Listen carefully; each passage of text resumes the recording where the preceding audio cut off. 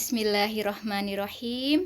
Assalamualaikum warahmatullahi wabarakatuh. Baik anak-anak, hari ini kita akan belajar pelajaran fikih untuk kelas 9. Apa kabar anak-anak semua? Semoga kalian tetap semangat ya dan dalam keadaan sehat dan bisa mengikuti pelajaran pada hari ini dengan baik.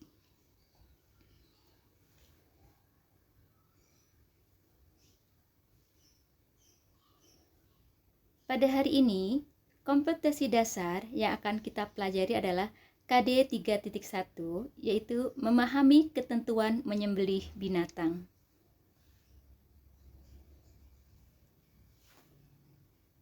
Tujuan dari pembelajaran ini yang pertama adalah agar kalian bisa menjelaskan binatang yang halal dan yang haram. Yang kedua, menjelaskan dua cara menyembelih binatang. Yang ketiga, menjelaskan kewajiban dalam menyembelih binatang. 4. Menyebutkan syarat-syarat menyembelih binatang. 5. Menyebutkan amalan sunnah dalam menyembelih binatang.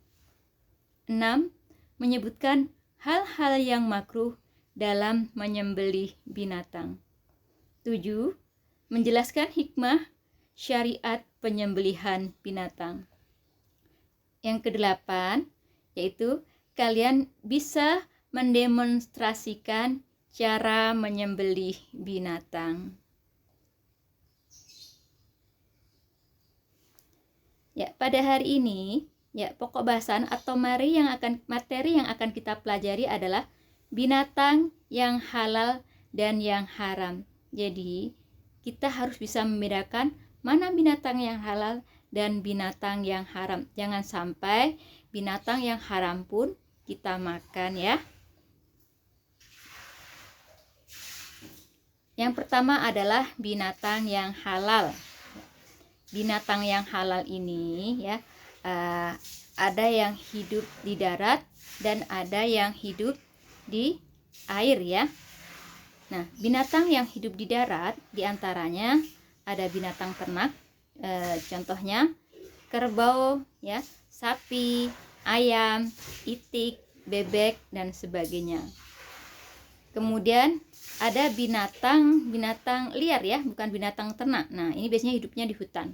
Nah, contohnya ada kijang, ada menjangan, kemudian ada juga burung dan lain sebagainya. Kemudian binatang yang halal yang hidup di air.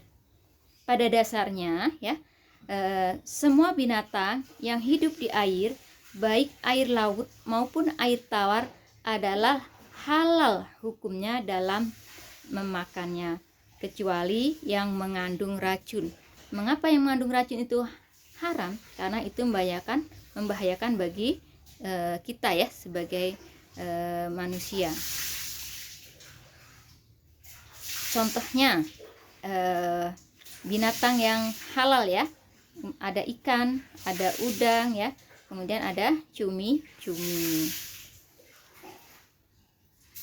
Selanjutnya binatang yang haram. Binatang yang haram ini ada 6 bagian. Yang pertama adalah bangkai, darah, daging babi, dan binatang yang disembelih dengan menyebut nama selain Allah Subhanahu wa Ta'ala itu hukumnya haram untuk dimakan atau dikonsumsi. Kemudian yang kedua, semua binatang yang hidup di dua tempat, yaitu yang hidupnya di darat dan yang hidup di air. Contohnya seperti buaya, penyu, katak, kepiting, dan sebagainya. Jadi binatang-binatang ini karena hidupnya di dua tempat ya, di darat dan di air, maka hukumnya adalah haram untuk dikonsumsi. Kemudian yang ketiga adalah semua binatang yang bertaring kuat. Seperti apa? Harimau, serigala, kemudian anjing, kucing, kera dan sebagainya. Ya, jadi binatang-binatang ini ya taringnya kuat ya, dan ini binatang yang haram untuk dikonsumsi. Kemudian yang keempat, semua binatang yang mempunyai kuku tajam seperti burung elang, garuda, kakak tua, nuri, raja wali, burung hantu, kelelawar, gagak, dan sebagainya. Jadi binatang-binatang ini mempunyai kuku tajam ya, makanya dia haram untuk dikonsumsi. Kemudian yang kelima, binatang yang diperintahkan untuk dibunuh. Kita udah tahu ya binatang yang diperintahkan untuk dibunuh. Di situ ada ular, gagak, tikus, anjing galak, dan burung elang. Binatang ini diperintahkan untuk dibunuh, makanya dikonsumsi pun juga hukumnya haram. Yang terakhir adalah binatang yang dilarang untuk dibunuh, seperti semut, tawon, burung teguk, dan burung surot. Ya, binatang-binatang ini dilarang untuk dibunuh, makanya dia haram untuk dikonsumsi.